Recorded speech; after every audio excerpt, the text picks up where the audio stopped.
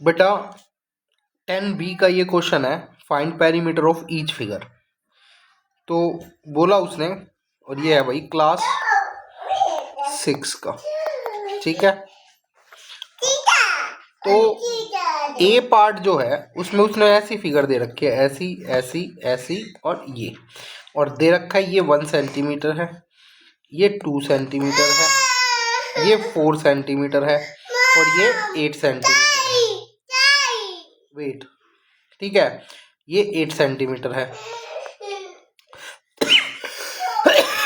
Perimeter का मतलब क्या होता है बेटा, जो भी फिगर है उसकी सारी साइड्स को ऐड कर दो, तो इस फिगर का जो पेरीमीटर है वो क्या हो जाएगा, वो हो जाएगा बेटा 4 + 2 + 1 + 8, ठीक है। तो ये कितना आ गया भाई, 8 + 2 10, 10 + 4 14, 14 + 1 15 सेंटीमीटर, ठीक है। अब इसका दूसरा पार्ट देखते हैं, दूसरी फिगर क्या बोल रही है। दूसरी फिगर है भाई ऐसी, ऐसे ऐसे ऐसे और ऐसे। ये दे रखा है भाई 23 सेंटीमीटर, ये दे रखा है 35 सेंटीमीटर, ये दे रखा है 40 सेंटीमीटर और ये दे रखा है 35 सेंटीमीटर। तो इसका पेरीमीटर पूछा है। पेरीमीटर का मतलब क्या होता है बेटा, सारी साइड्स को ऐड कर दो, तो ये साइड प्लस में ये साइड प्लस में ये वाली साइड प्लस में ये वाली साइड 35, इनको ऐड करेंगे तो कितना आएगा बेटा, 35 + 35 70, 70 + 40 110, 110 + 23, ये वो कितना हो जाएगा बेटा 133 सेंटीमीटर, ठीक है। सी पार्ट है भाई, सी का एक रोम्बस दे रखा है, उसने बताया नहीं पर मुझे पता है इसलिए मैं बोल रहा हूँ कि ये रोम्बस है। 15 सेंटीमीटर 15 सेंटीमीटर 15 सेंटीमीटर और ये भी 15 सेंटीमीटर। तो पेरीमीटर क्या होता है भाई, सारी साइड को सम कर दो, तो 15 4 बार लिखा हुआ है तो 4 × साइड, ठीक है, 4 साइड है इसलिए 4 × साइड, तो 4 × 15 आ गया 60, ठीक है, सेंटीमीटर। और ज़रूरी नहीं है कि आप इसको 4 × साइड लिखो, आप इसको ऐसे भी लिख सकते थे, side plus side plus side plus side, ठीक है, आपकी मर्जी है, टेंशन नहीं लेनी इस बारे में कि भाई फॉर्मूला याद करना है, बस आप समझ जाओ पेरीमीटर क्या होता है, तो पेरीमीटर से रिलेटेड क्वेश्चन को आप इजीली कर लोगे। अब भाई ये आप देख लो एक बार, मैं अगला क्वेश्चन देख लेता हूँ क्या है, ठीक है। अगला क्वेश्चन है बेटा क्वेश्चन नंबर 3। उसने बोला the length and breadth of 3 rectangles, 3 rectangle दे रखे हैं, एक ये और एक ये। इसकी लेंथ और ब्रेथ दे रखी है 9 मीटर और 6 मीटर, इसकी 17 मीटर और 3 मीटर, और इसकी दे रखी है 4 मीटर और 14 मीटर, ठीक है। ये ए फिगर है, ये बी फिगर है और ये सी फिगर है, ठीक है। तो पूछ रहा है which one has the largest area and which one has the smallest. बोला इनमें से कौन सी फिगर का सबसे ज़्यादा एरिया और कौन सी फिगर का सबसे कम एरिया। तो एरिया क्या होता है भाई, किसी भी रेक्टेंगल वाली फिगर का एरिया हो जाएगा लेंथ इंटू ब्रेथ। तो इस केस में क्या हो जाएगा 9 × 6 = 9 6 जा 54 सेंटीमीटर। अब यहाँ एरिया है तो यहाँ पे क्या आएगा सेंटीमीटर के ऊपर स्क्वायर। इसका एरिया भी क्या हो जाएगा भाई लेंथ इंटू ब्रेथ। तो यहाँ पे एरिया कितना हो जाएगा भाई 17 × 3, 17 3 जा 51 मीटर। भाई सॉरी ये मीटर दे रखा है, मैंने गलती से यहाँ सेंटीमीटर लिख दिया, मीटर का स्क्वायर, ये भी मीटर स्क्वायर। और इस वाले फिगर का एरिया क्या हो जाएगा, ये भी रेक्टेंगल जैसे है तो लेंथ इंटू ब्रेथ, लेंथ दे रखी है 4 और ब्रेथ दे रखी है 14, और ये हो जाएगा 14 4 जा 56 मीटर स्क्वायर। तो अभी इनमें से लार्जेस्ट कौन सा है भाई, लार्जेस्ट एरिया है भाई आपका ये वाला figure C has largest area, ठीक है। और फिगर सबसे कम किसका है भाई, बी का, figure B has smallest area. ये हो गया भाई, ये क्वेश्चन खत्म यहाँ पर, ठीक है। अब अगला क्वेश्चन करते हैं, उससे पहले आप देख लो इस क्वेश्चन को, स्क्रीनशॉट ले सकते हो। मैं अगला क्वेश्चन एक बार देख लेता हूँ पढ़ के। क्वेश्चन नंबर 4 है, the area of a rectangular garden 50 metre long is 300 metre square, find the width of the garden. चलो भाई फोर्थ क्वेश्चन देखते हैं।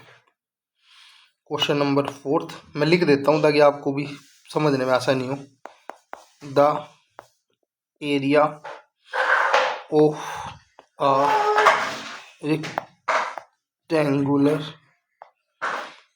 Garden 50 metre long is 300 meter square. Find the width of the garden. Find the width of the garden. ठीक है भाई, तो ये बोल रहा है एक रेक्टेंगुलर गार्डन है, तो रेक्टेंगल बना दिया। वो कितना लंबा है? 50 मीटर लॉन्ग, तो ये है 50 मीटर साइड, ठीक है। और उसका एरिया दे रखा है पहले ही कितना? 300 मीटर स्क्वायर। तो बोल रहा है उसकी ये वाली साइड बताओ कितनी होगी, ठीक है। ये कितनी ब्रेथ है, ये क्या है? ब्रेथ है, ठीक है। तो भाई हमें पता है एरिया ऑफ रेक्टेंगुलर फील्ड क्या होता है भाई? वो होता है लेंथ इनटू ब्रेथ, ठीक है। तो ये एरिया तो पहले ही दे रखा है उसने 300 मीटर स्क्वायर, और लेंथ हमें दे रखी है 50 मीटर, और ब्रेथ हमें निकालनी है।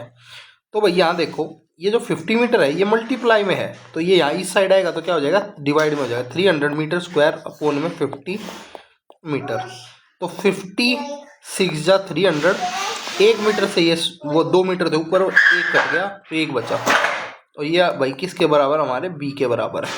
तो हमारा जो बी है वो कितना आ गया भाई? ये जो बी है ये लिखा हुआ, ठीक है, ये आ गया 6।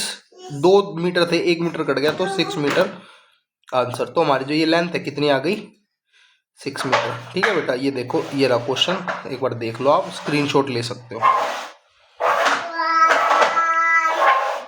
Thank you for the tea. अगला क्वेश्चन अब हम डिस्कस करेंगे भाई, what is the cost of tilling a rectangular plot of land 500 metre long and 200 metre wide at the rate of 8 rupees per 100 square metre. भाई fifth question important question आता है क्योंकि इसके अंदर एक हल्का सा नया कॉन्सेप्ट लगा हुआ है, ठीक है। देखो भाई क्वेश्चन लिख देता हूँ पहले, what is the cost of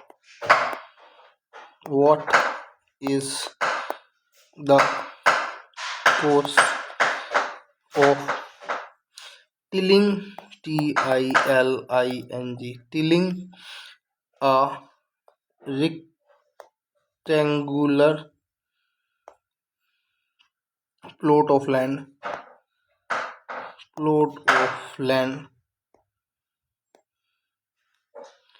500 meter long and 200 meter wide at the rate of rupees 8 per 100 square metre, ठीक है। ये क्वेश्चन दे रखा है बेटा। अब इस क्वेश्चन का देने का मतलब क्या है भाई? वो ये बोल रहा है कॉस्ट ऑफ टीलिंग पता करो। ये टीलिंग क्या होता है? जब खेत को जोतते हैं ना, मतलब जो खेत की मिट्टी है उसको लूज करते हैं, उसको फावड़े से या ट्रैक्टर से खोदते हैं ताकि वो खुल जाए, उसके अंदर हवा का क्रॉस वेंटिलेशन हो सके, हवा जा सके, उसी को बोलते हैं टीलिंग, ठीक है। तो बोल रहा है एक रेक्टेंगुलर प्लॉट है जो 500 मीटर लॉन्ग है और 200 मीटर वाइड है। तो ये बना दिया भाई रेक्टेंगुलर प्लॉट। ये 500 मीटर लॉन्ग है और 200 मीटर वाइड है। तो इसको टिलिंग करने के कितने रुपए लगेंगे? अगर 100 स्क्वायर मीटर, देखो ये लिखा हो ना रुपीज 8 पर 100 मीटर स्क्वायर, तो ये लिखा हो तो इस कितने लगेंगे, ठीक है। तो उसके लिए भाई सबसे पहले तो हमें एरिया निकालना पड़ेगा। तो यहाँ पे लिख देते हैं area of plot is equal to length into breadth. Length है भाई 500 मीटर और ब्रेथ है भाई 200 मीटर। तो इनको मल्टीप्लाई करेंगे तो ये हो जाएगा 10, 1 2 3 4 मीटर स्क्वायर। ठीक है। अब भाई रेट कितना है भाई, रेट इज इक्वल टू ₹8 पर 100 स्क्वायर मीटर। ठीक है भाई। तो ये इंग्लिश की लाइन में लिखा हुआ है, अगर इसको हम बदल के मैथ में लिखेंगे तो वो ये लिखा हुआ है कि अगर 100 स्क्वायर मीटर होगा तो उसके कितने रुपए लगेंगे, 8 रुपए लगेंगे, ये लिखा हुआ है। ठीक है। अब हमें तो भाई 100 तो बाद में, हमें तो पहले 1 मीटर स्क्वायर का पता करना है ना कि कितने रुपए लगेंगे। तो ये 100 यहाँ पे मल्टीप्लाई में उधर जाएगा तो क्या बचेगा, नीचे चले जाएगा डिवाइड में।